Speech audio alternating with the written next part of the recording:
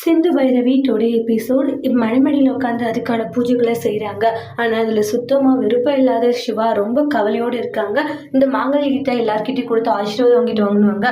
சித்து வந்து சிவாவையும் பார்த்துட்டு இருக்காங்க. என்னை மன்னிச்சிரு சிவா, உன்னை ஏமாற்றி கல்யாணம் பண்ண போகிறேன் அப்படின்ட்டு ஃபீல் பண்ணுறாங்க. ஆனால் சிவா இருந்துட்டு இப்படி பண்ணிட்டேடி அப்படின்னு மனசில் நினச்சி ரொம்பவே கவலையோடு இருக்காங்க. அதுக்கப்புறமா சாமி இந்த பழைய தாலி என்ன பண்ணுறதுன்னு அதை நல்ல நேரம் பார்த்து கலட்டிட்டு இதை கட்டிக்கலான்ற மாதிரி சொல்லுவாங்க. சித்து அந்த தாலியை பார்த்தா ரொம்பவே எமோஷனலாக ஃபீல் பண்ணிக்கிட்டு இருக்காங்க. அதுக்கப்புறமா என்னை மன்னிச்சிரு சிவா, வேறு வழி இல்லாததான் நான் இது மாதிரி பண்ண வேண்டியதாக போயிடுச்சு அப்படின்னு சொல்லிட்டு அந்த இடத்துல சித்துவும் மனசில் நினைக்கிறாங்க. அப்புறமா எல்லாமே பூஜையெல்லாம் பண்ணிட்டு அந்த தாலியுமே கொடுக்குறாங்க. இந்த சின்ன பையன் பார்த்தீங்கன்னா எப்படியாச்சும் நல்லபடியாக கல்யாணம் முடியணும், எப்படி ஒரு பொய்யை நம்ம சொல்லிட்டோன்ட்டு அந்த சின்ன பையனும் ரொம்பவே கவலையோடு இருக்காங்க. அதுக்கப்புறமா எல்லா விஷயங்களையுமே நினச்சி சித்து ரொம்பவே ஃபீல் பண்ணி அழுத்துட்டு இருக்காங்க.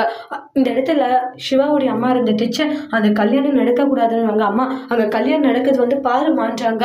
இந்த இடத்துல அவங்க அம்மாவால் எதுவுமே பேச முடியல சிவாவுடைய அம்மாவால். அதுக்கப்புறம் ஆண்டி அந்த கல்யாணம் நடக்கக்கூடாது, ஏதாச்சும் பண்ணணும்னு ஸ்னேகா சொல்கிறாங்க. நான் மட்டும் என்னம்மா பண்ணிட்டோன்றாங்க. எப்படியாச்சும் நிப்பாட்டணும்னு அவங்க பிளான் பண்ணிக்கிட்டு இருக்காங்க. அப்புறம் ஐயர் பார்த்தீங்கன்னா தாலியை எடுத்து கொடுக்குறாங்க.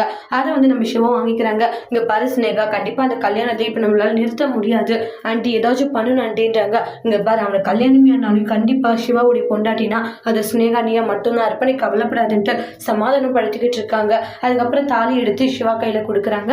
அதை நம்மளோட சிவாவுமே பார்த்தீங்கன்னா வாங்கிக்கிறாங்க. வாங்கிட்டு கட்டுறதுக்காக கழுத்துக்கிட்ட போயிட்டு அந்த இடத்துல அப்படியே ஒரு முறைச்சு பார்த்துக்கிட்டு இருக்காங்க. அப்புறமா இந்த இடத்துல உள்ளே போகிறாங்க. நம்மளுடைய ஸ்னேகாவும் அவங்களுடைய அத்தையும் போகிறாங்க. உள்ளே போயிட்டு கல்யாணம் நடக்கிறத பார்த்துட்டு இருக்காங்க. தாலி கட்டும் போது ரொம்ப நேரமாக பார்த்துக்கிட்டு இருக்காங்க. கட்டுங்க நல்ல நேரம் முடிய போதுன்னுவாங்க.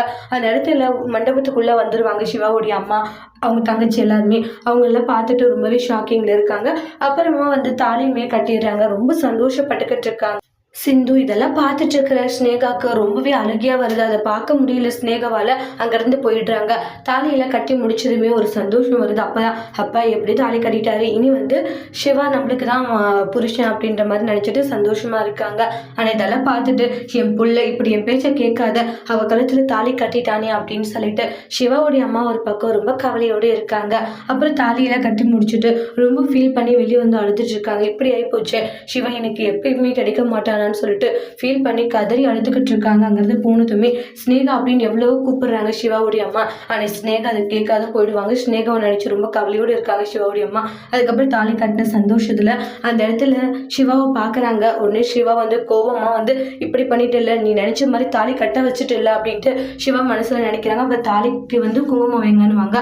அப்புறமா அதுக்கு பார்த்தீங்கன்னா குங்குமம் வைக்கிறாங்க. அதனால ரொம்ப சந்தோஷப்பட்டு அந்த தாலியை பார்த்தீங்கன்னா வச்சு கும்பிடுறாங்க நம்மளுடைய சிந்துவும். அதுக்கப்புறம் நெக்ஸ்ட் பார்த்தீங்கன்னா ஐயர் இருந்துட்டு இது மாதிரி 2 பேருமே எந்திரிச்சு பெரியவங்க காலில் ஆசீர்வாதம் வாங்கிக்கோங்க அப்படின்ட்டுலாம் சில விஷயங்களை சொல்லிக்கிட்டு இருக்காங்க. அதுக்கப்புறமா நெத்தியில் குங்குமம் வைக்க சொல்லுவாங்க. நெத்தியில் குங்குமம் வைக்கிறாங்க. ஆனால் அந்த இடத்துல ரொம்ப ஃபீல் பண்ணி கண் கலங்கி அழுதுட்டு இருக்காங்க. இப்படி பழி வாங்கிட்டல என்ன அப்படின்னு சொல்லிட்டு ஃபீல் பண்ணிட்டு அந்த குங்குமம் தைக்கிறாங்க. ஆனால் சித்து ரொம்பவே சந்தோஷமா இருக்காங்க, எப்படி கல்யாணம் முடிஞ்சிருச்சுன்னு சொல்லிட்டு. அதுக்கப்புறமா அவ்வளோதான், இனி எனக்கு எப்போ கேட்குமே சிவா கிடைக்க மாட்டா இல்லை, அவ்வளோதான் எல்லாம் முடிஞ்சு போச்சு இல்லை, அப்போ நாங்கள் காதலிச்சுதா அப்படின்ட்டு எல்லாம் ஃபீல் பண்ணுறாங்க. அப்புறமா 2 பேருக்குமே பின்னாடி பார்த்தீங்கன்னா அந்த துணியை முடி போடுறாங்க. முடி போட்டு கை கோர்த்துட்டு சுற்றணுன்னுவாங்க. கை கோக்கவே மாட்டாங்க. அதுக்கப்புறமா கை கோர்த்துட்டு 2 பேருமே இதை சுற்றி வராங்க. அந்த இடத்துல நிறைய விஷயங்களை நினச்சி பார்க்குறாங்க. சித்து ஸ்டார்டிங்கில் என்ன நடந்துச்சோ அதெல்லாம் யோசிச்சு பார்க்குறாங்க. அதுக்கப்புறம் எப்படியோ கல்யாணம் முடிஞ்சிருச்சுல, ஆமாம் பெரிய கல்யாணம் நடந்துச்சு பாரு அப்படின்னு சொல்லிட்டு பைரவி கோவப்பட்டு அவங்க ஹஸ்பண்ட் கிட்ட சண்டை போடுறாங்க. அப்புறம் மயிர் இருந்துட்டு பெரியவங்க காலில் ஆசீர்வாதம் வாங்கிக்கோங்கன்ற மாதிரி சொல்லுவாங்க. ஆசீர்வாதமும் வாங்கிக்கிறாங்க. அப்புறம் காலில் மெட்டி எல்லாம் போட்டு விட சொல்கிறாங்க. காலில் மெட்டியும் போட்டு விடுவாங்க.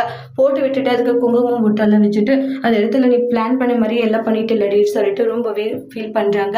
அதுக்கப்புறமா அவங்க பெரியம்மா காலில் ஆசீர்வாதம் அங்கே போகும். ஃபஸ்ட்டு அம்மா காலில் விழுந்து ஆசீர்வாதம் வாங்கணும் அப்படின்றாங்க. அண்ணன் போயிட்டு கூட்டிகிட்டு வாங்க. இல்லை அது வந்துன்றாங்க. நீ கூட்டிகிட்டு வாங்கன்னு சொல்கிற இல்லைண்ணே, அவள் வருவாளான்னு தெரியலம்மா, ஏற்கனவே கோவமா இருக்கா, சரி நான் கூப்பிட்டு பார்க்குறேன்னு சொல்லுவாங்க. அதுக்கப்புறமா இந்த இடத்துல என்னை மன்னிச்சிரு சிவான்னு மனசில் ஃபீல் பண்ணுறாங்க.